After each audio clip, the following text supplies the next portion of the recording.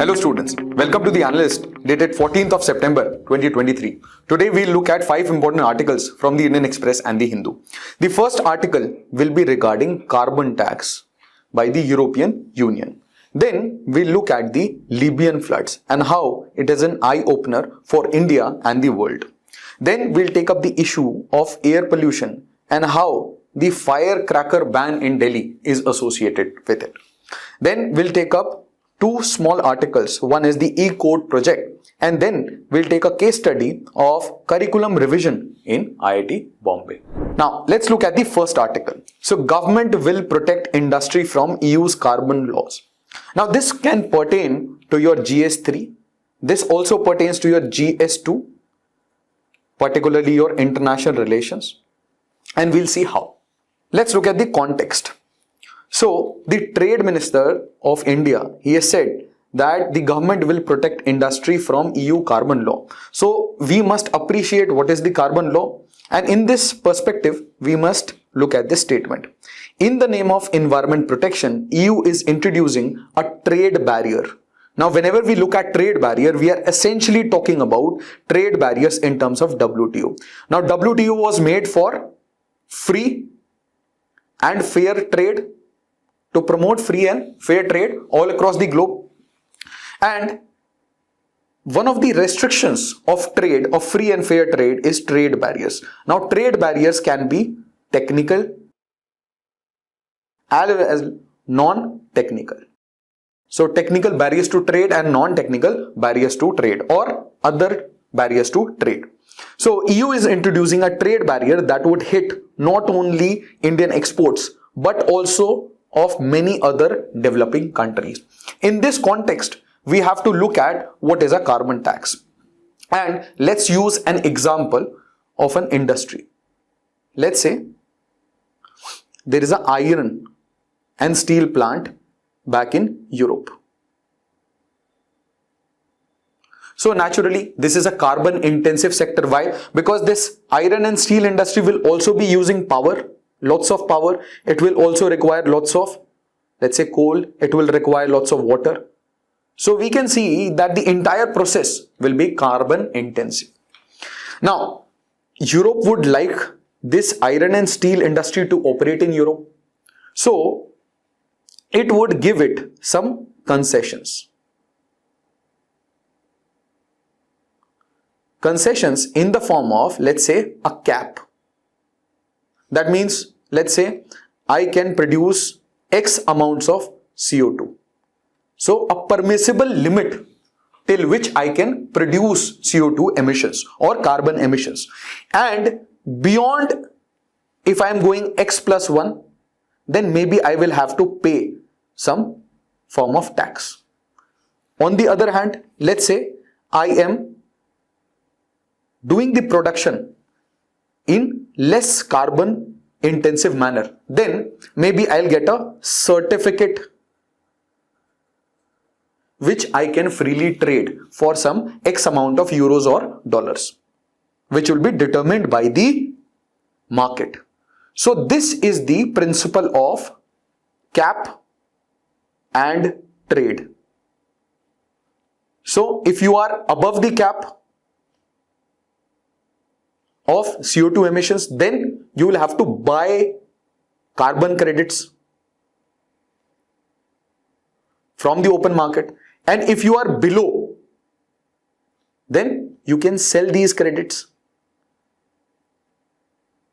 To whom? To, let's say, industries who are polluting more. And there is a cap till which you will not be taxed.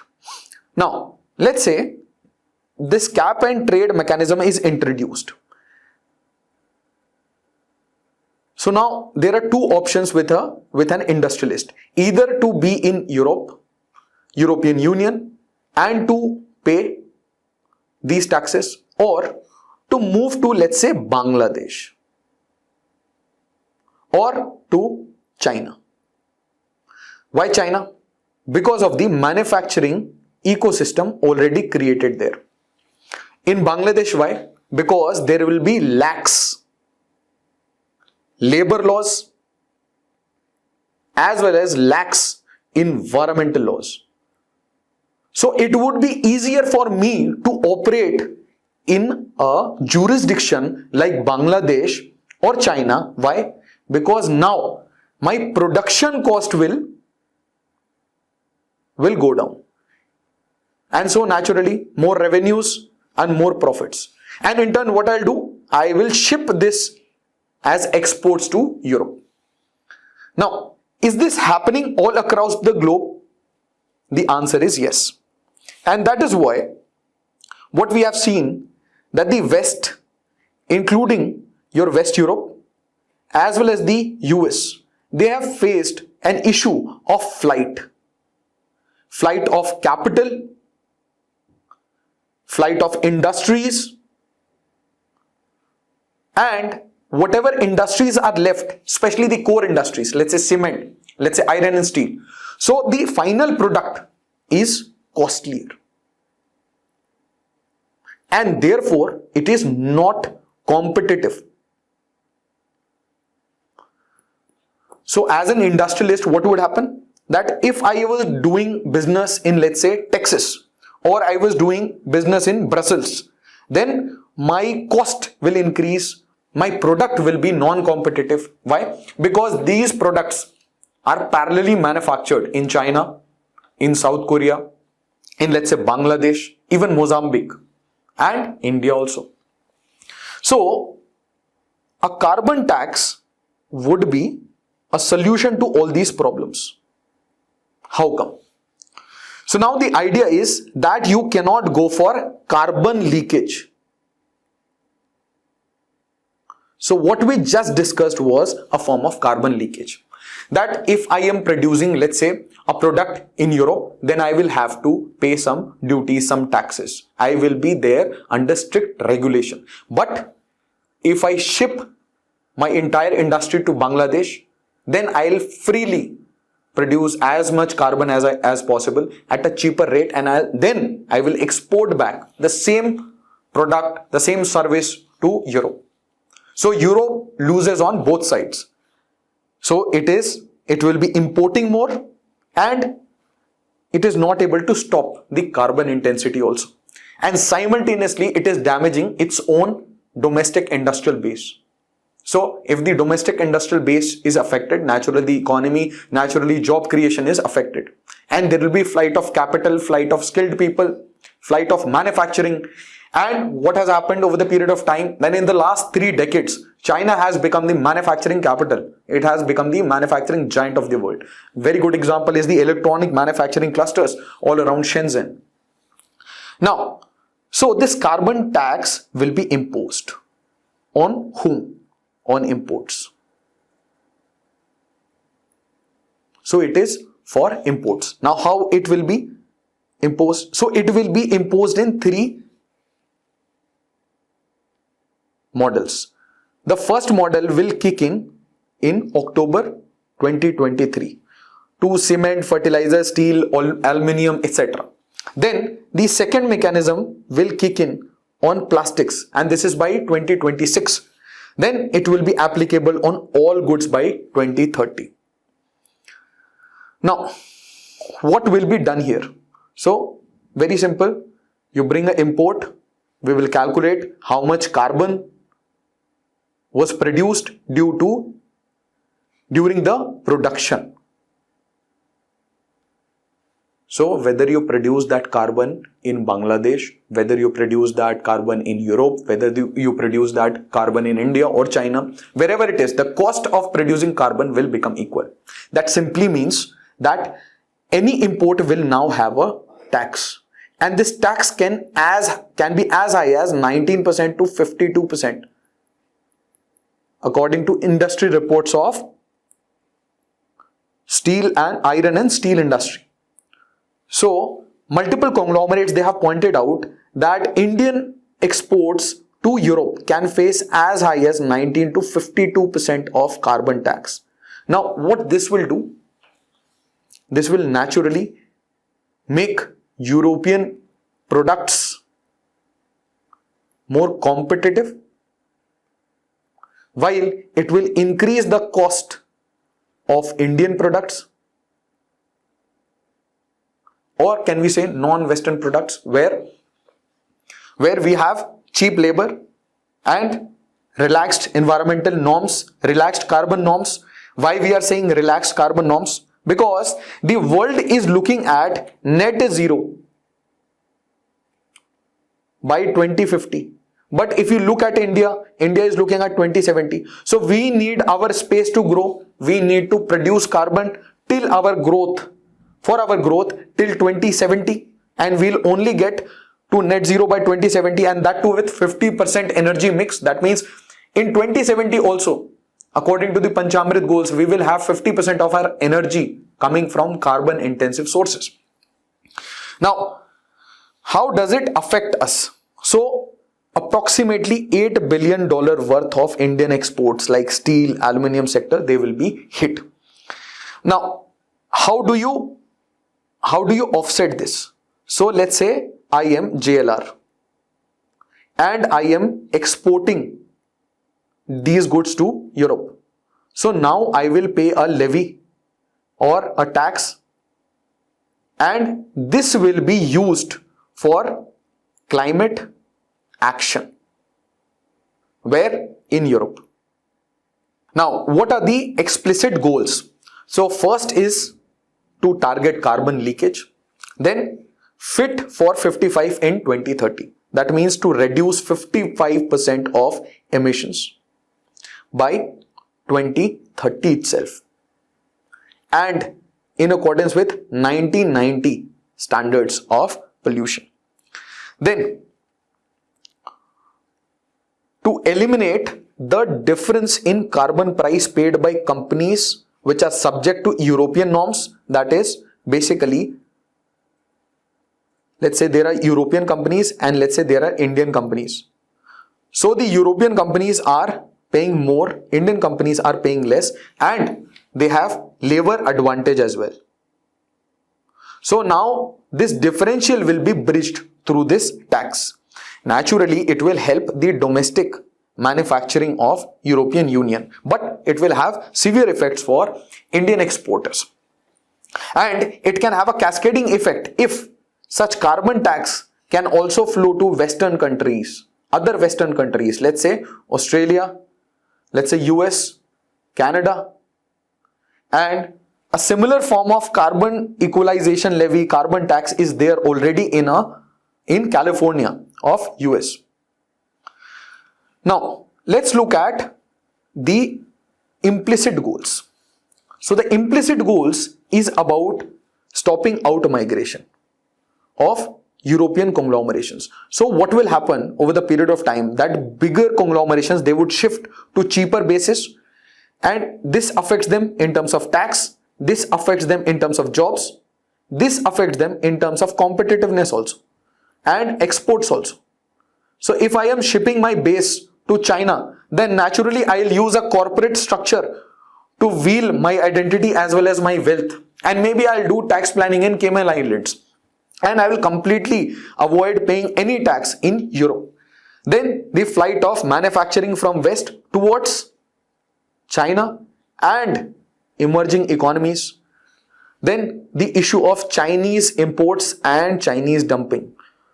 So time and again what we have seen, that the fruits of globalization are disparate. So there are some negative outcomes of this trade and globalization, and one of those negative outcomes for the West is the flight of manufacturing and flight of capital. Now, if you do not have labor intensive job back at home, then what would you promise to produce? What would you give in terms of jobs?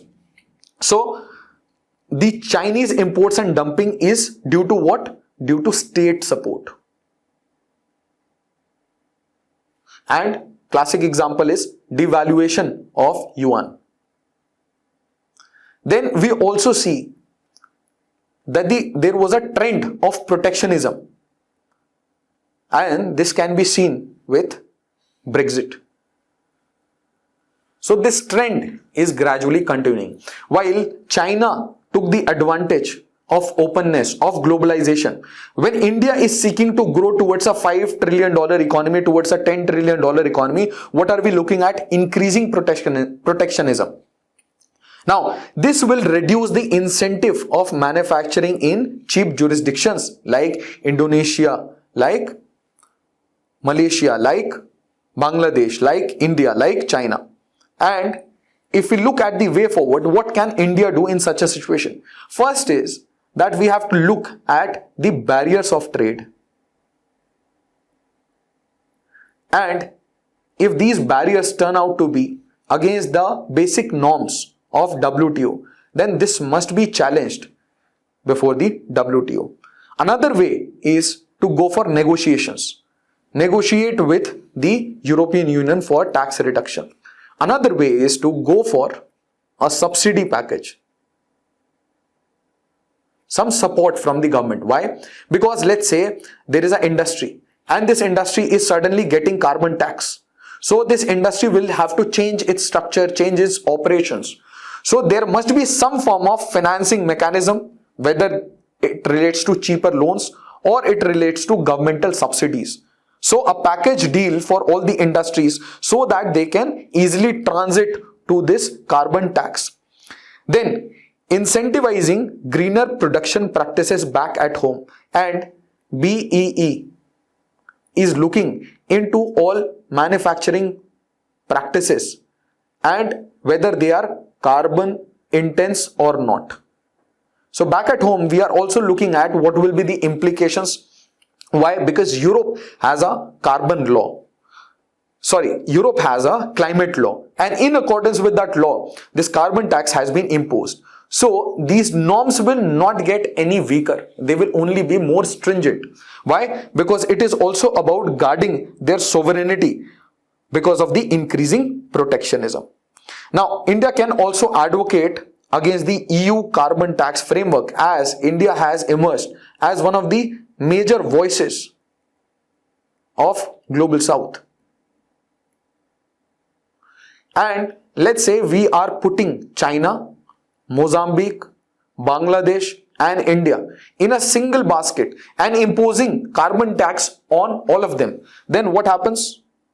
Is it not unfair to club developed countries, developing countries, emerging economies, LDCs together and impose a uniform and a unilateral carbon tax without any negotiation with the world or with WTO?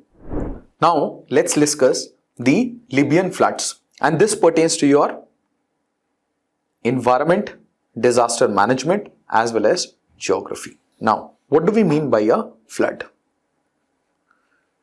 So flood means inundation. Inundation of the channels. So let's say this is a clear-cut channel in which the water is flowing. And if it spills over, then it is flooding. Now, there can be multiple reasons. So human reasons as well as natural reasons. But what is of crucial importance is that this is a catastrophic flood. Why? 5,000 people have already died and 10,000 people are missing. And it has affected more than 30,000 people by displacing them. Now, how it all happened, and we'll understand through some diagrams. So this region is the Mediterranean region. So let's say this is our Africa. So somewhere here on the port, there is a city called Darna. And this city has a river called Wadi Darna. So this is the river. Now, what has happened, we'll understand through some diagrams. Now, let's say there is any amount of rainfall. So what will happen? The rain will flow, the overflow, the runoff, it will flow in this direction. Why? Because there are mountains. So the slope of this region allows the water to come in this direction. First point. So this is about the geography of the region. Then there was incessant rainfall on 2 days, 9th and 10th of September, when the G20 summit was going on. So 9th and 10th of September, we were getting more than 16 centimeters of rain in a single day. Then what happened? The issue of cascading disasters. So let's say this is a stream, this is another stream. These are streams coming from the waterfall. Then there are mountains.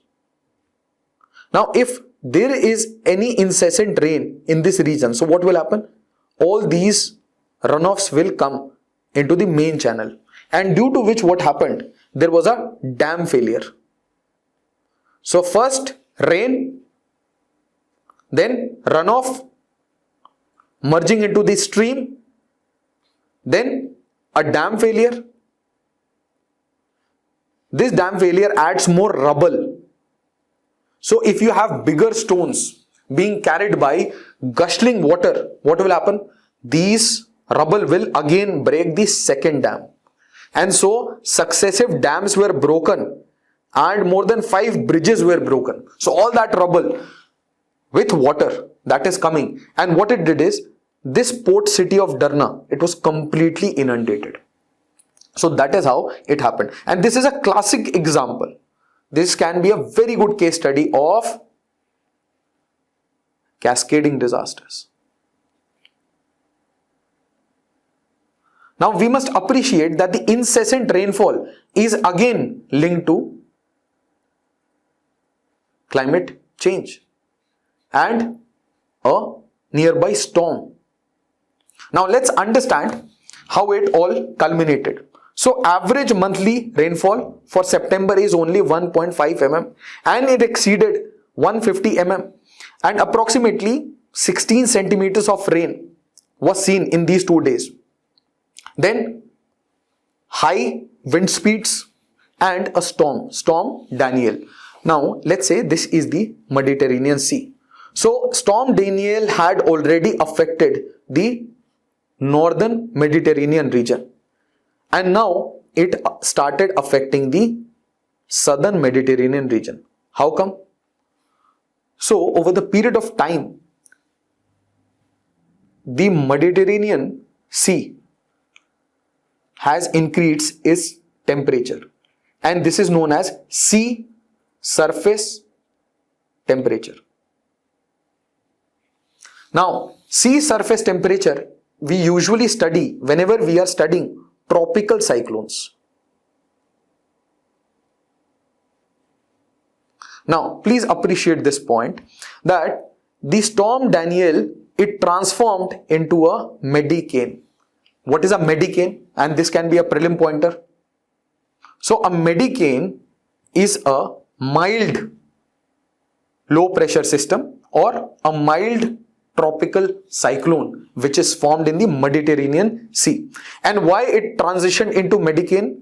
Because of the warm waters of Mediterranean. But this warm waters acted as a heat engine. It provided a lot of energy, and this medicane intensified. So with the intensity, what it did is, it did landfall. So whenever we study tropical cyclone, what they do? They have a lot of energy that they draw, and they will have some warm waters. So the energy is drawn from these warm waters. There will be a low pressure system, and this low pressure system will go on to the coast. There will be landfall, and once there is the landfall, the low pressure system dissipates or disappears. So a medicane is a smaller version of tropical cyclone, but it was intensified, and the city was never ready for such a storm. Now, what can we understand from this? We are looking at increasing intensity and frequency of floods, and this can be seen with the examples of 2013 Uttarakhand, then 2014 Kashmir, 2015 the urban floods of Chennai, 2017 Gujarat, and very recently, and we have discussed this, that the incessant monsoon has led to devastation this year in Himachal Pradesh. So what can we do about it? What is the way forward? So going for strict action on encroachment, whether we are taking the example of, let's say, Yamuna floodplains, or we are talking about the lakes of Bangalore or Chennai. So how they have been converted into concrete structures. Then the ideas of sponge. So water absorption is necessary. Why? Because we have concretized the landscapes. So where will the water go? All this water, gushing water, when it comes down, when it pours down very heavily, where it will escape? So our storm drainage, the concrete nalas that we create, they are not enough to handle such monsoon flows. Then going for floodplain zonation all along the rivers. So based upon the threat level, let's say this is the river. So this region will be the most vulnerable and this region will be the least vulnerable amongst these regions. So naturally, in the least vulnerable regions, people can live. But in the most vulnerable regions, can people live? The answer is absolutely no. But what did we see in case of Darna? We saw that all along the river, the city was created, leaving no space for water to flow in cases of flood. And usually whenever we have such settlements near our rivers, so what happens is the property prices near the river is extremely high. Why? Because everyone would like to create a hotel or resort. And these regions are the most affected regions whenever there are floods. Then going for rejuvenation of natural flows. Let's say these are 3 ponds and whenever there is flooding, so water would flow from this pond to that pond. So there is a flow system, how water would go. So if we have manipulated this flow system by, let's say, concretizing some area, let's say completely inundating this area, or let's say completely taking away this area, then what would happen? These natural flow systems, which are created in accordance with the slope of the land. What do you mean by slope? The angle at which water is flowing. So if these human interventions, they play with floodplains, they play with natural flows, then what happens? Then river, it decimates everything in its way. Then shielding cascading disasters. How can we shield cascading disasters? By creating some gaps. By creating some gaps between these large, let's say, human-made interventions. Let's say I create a reservoir. Then I have created a dam. Then I have created a canal. And if I link all of them, and let's say there is failure in the canal, can it affect the reservoir and then the dam? Or vice versa, if there is dam failure, reservoir failure will be there and canal failure. So we need to have more of a decentralized approach whenever we are going for human interventions. But we must allow the natural flows to be connected so that such shocks can be easily absorbed. Then going for preservation of ecosystem following the watershed model.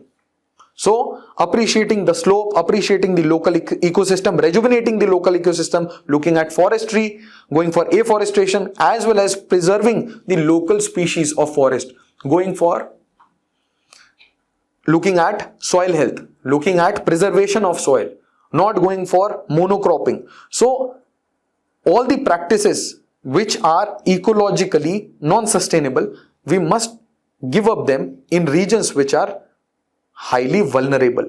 And in India, we can see that the Himalayan region is extremely vulnerable to such hazards. Then going for more rainwater harvesting, and planning should be based upon a region. So region-centric planning and city-based planning rather than one-size-fits-all approach. And integration of data from multiple sources for dynamic forecasting, which can be relayed directly to the mobiles.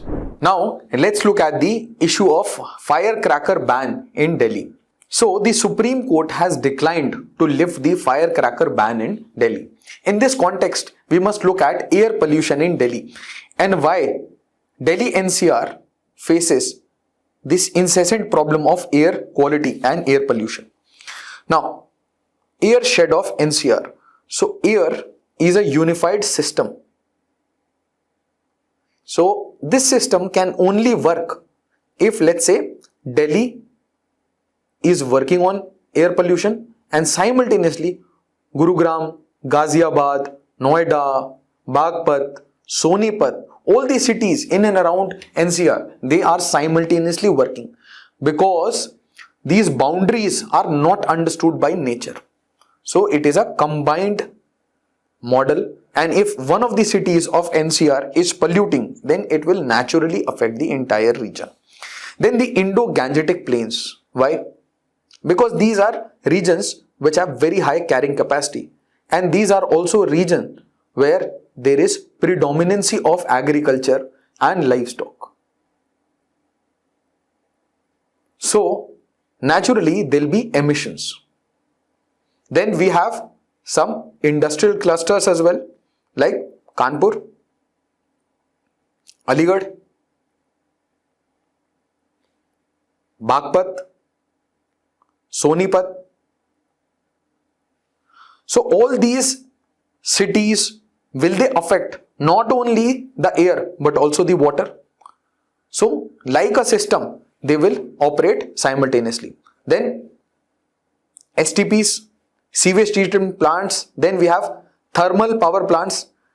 Good example is NTPC, Pragati Maidan, which has been asked to stop. Why? Because it is adding too much of carbon dioxide, too much of emissions. Why? Because of this NTPC Pragati was a old thermal power plant, and therefore the technology was outdated. So there are many operations which can be retrofitted to make them clean, but there are some operations which cannot be retrofitted to make them clean and green. So NTPC Pragati was such an example. Then the issue of stubble burning when it comes to paddy. So whatever the residue of the crop will be burnt. Why? Because you have very less time to go for the next crop. What else? The urban heat island effect. So Delhi faces this immense problem of adding too much of heat. This heat is usually trapped. Then there is lack of winds. And let's say it is summer. So in summer what will happen? There will be extreme heat. So with heat comes low pressure. So any wind that will come inside will rise. It will rise adiabatically. But what will happen when there is winter? So in winter, you will have high pressure. So in high pressure, what happens? Air sinks. And if there is air sinking, and let's say I am adding some pollutants here, so this pollutant will be trapped here only. And when do we celebrate majority of our festivals? Where we burn firecrackers. So whether it is New Year, whether it is, let's say, Christmas, Diwali, in all these festivals, we are celebrating in winter. And what kind of conditions do we have? It is a high pressure system, and a high pressure system will trap all those pollutants. Then the issue of waste burning. So waste burning and waste processing. So waste dumps are there, unprocessed waste is kept, and waste is burnt. Then burning is also done for, let's say, fuel wood. So you'll see in winters in Delhi what people will do. They will pick up a heap of leaves along with plastic and they will burn it all along the roads. Then the issue of mining and missing Aravallis. Now what is this? So the Aravallis, they are continuously being mined.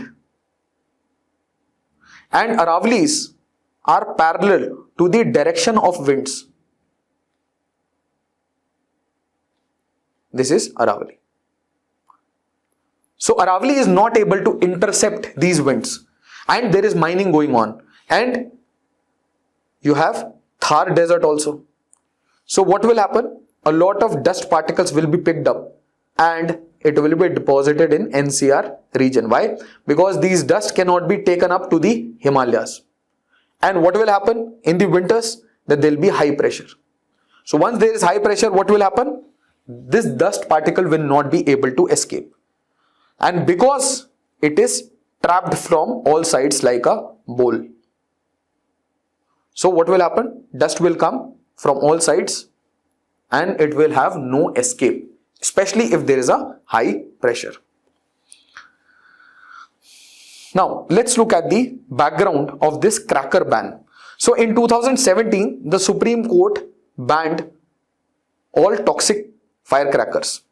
And the argument was that burning crackers is part of the fundamental right under Article 25 and it is an essential practice of religion. But the Supreme Court, on the petition of 2 infants, the Supreme Court held that under your right to life of Article 21, the right to clean air is also there. And therefore, right under Article 25 is subject to Article 21. And therefore, there was a ban. Now later on, in 2018, Supreme Court clarified that use of only green or improved firecrackers during religious festivals and other occasions is allowed. Then it also limited the time for using these crackers. But in 2020, there was an order of NGT and it held that only green crackers would be permitted in areas where ambient air quality was moderate or below. That simply means that if the air quality is poor, then there will be no use of firecrackers. So as of today, in Delhi for last 3 years, there is ban on all crackers, including green crackers. Why? Because in the garb of these green crackers, again those toxic fumed crackers were being used. And just changing the packages, the old crackers were being used. What are the reasons for ban? The most important issue is air pollution, which naturally leads to a lot of health concerns. And these health concerns including toxic substance like cadmium, lead, chromium and aluminium, it affects not only the children but also the elderly. So any part of the demography which is vulnerable or which is suffering from any health issue, so they will be affected by air pollution, and it is directly antithetical to life expectancy. Then it has effects not only on humans but also on animals, and it causes long-term stress. And most importantly, the most humane element on which you can get even case studies is, let's say, the firecracker industry. Classic example, Shivkasi. So in the firecracker industry, what happens is that young children, they are employed. Why? Because they have soft hands for manufacturing these firecrackers. And many times, due to accidents, a lot of children will lose their life along with their parents. Now, what are the challenges and what is the way forward? So the first issue is economic loss. Why? Because India is world's second largest firecracker industry, and this is some form of a feat. Second issue is about livelihood, because 5 lakh families are directly and indirectly dependent on this industry. And the debate about religious and cultural rights, whether one can celebrate their festivals and the way they wish to celebrate their festivals, or there are reasonable restrictions, and whether the ban on firecrackers is a reasonable restriction, and what can be the way forward. So we can go for more enforcement or a stricter enforcement of environmental laws. That means if we are going for complete ban on firecrackers, then such good policy must also be applicable to all sectors. We mean to say, let's say, we have to phase out the old diesel vehicles. We have to look at practices which are sustainable when it comes to construction, infrastructure development, which creates a lot of particulate matter. So such stringent enforcement of laws must be applicable to all sectors. Second is that rather than a complete ban, allowing the production of eco-friendly crackers after good R&D as well as testing of their impact can be done. Let's look at the E-Court project. Now, the cabinet has approved 7,000 crores for phase 3 of E-Court project. So let's look at the project itself. So it started in 2007 and is part of the National E-Governance Plan. And this is the idea to transform from governance to e-governance. Why? For the benefit of citizenry, to reach out to citizen in an easy manner and reduce the human interface and adopt the ICT technology. So this is to create ICT infrastructure for the Indian judiciary and is implemented by the E-Committee of Supreme Court and the Department of Justice or the Ministry of Justice. Now, this simply means that this is a collaborative effect of the executive and the judiciary, and therefore this can be a good example also in your mains answers, and it can be a good question in your prelims as well. Now, the first phase was executed in 2011 to 15, but the majority of the work under this project happened during COVID, when we created the virtual courts and we went for application based on, let's say, judicial data, cause list, as well as SMS alerts to litigants, to the lawyers and all the concerned parties. And we went for National Judicial Data Grid containing information of 23 crore cases from District Court to Supreme Court.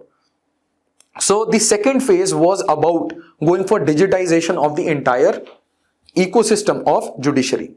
Now the third project will be regarding adoption of technologies like AI and data analytics to help in decision making.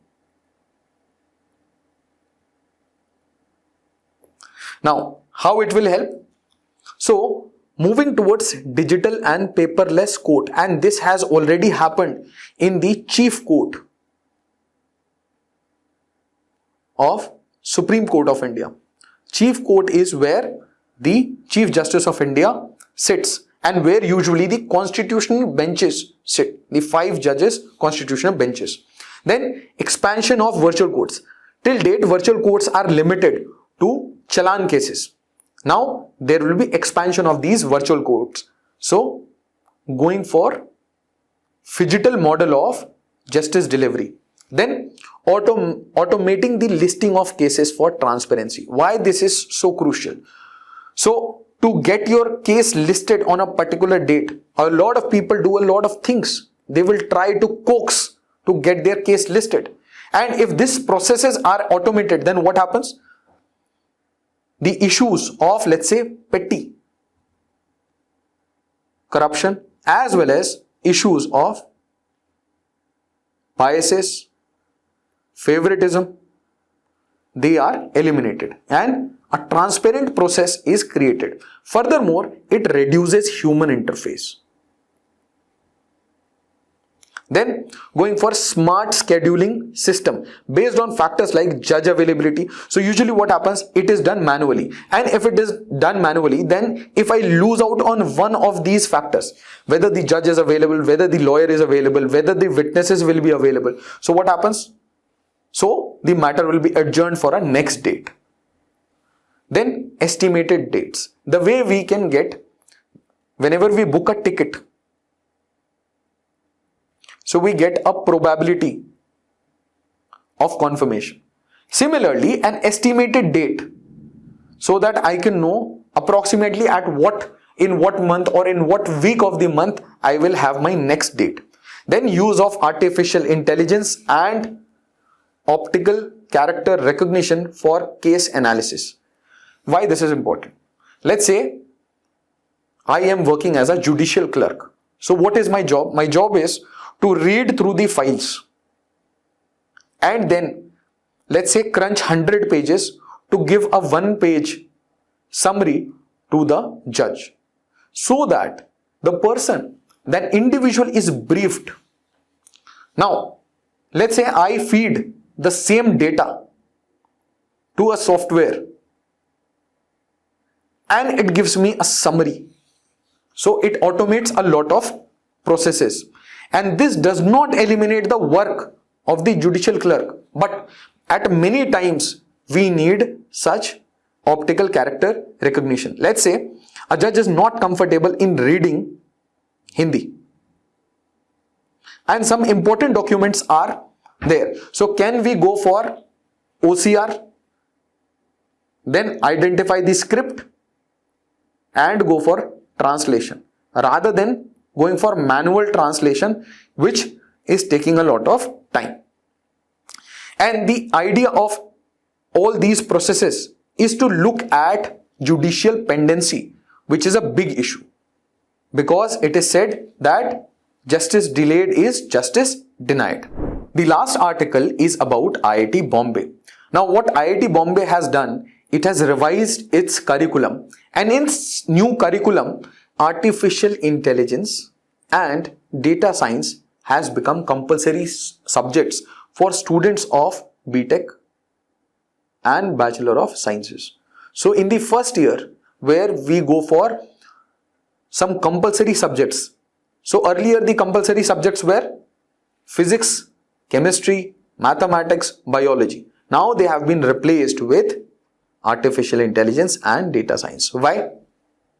Even though there is masters and PhD already available in these fields, but we need more such skilled individual in our workforce, and that is why it opens the horizons of students towards being skilled, towards being job ready, bridging the gap between industry and academia, then also creating job creators. And until I am exposed to a field, how can I transition to that field? So it also gives the students a possibility to transition completely in these domains. Thank you so much. I hope it helped.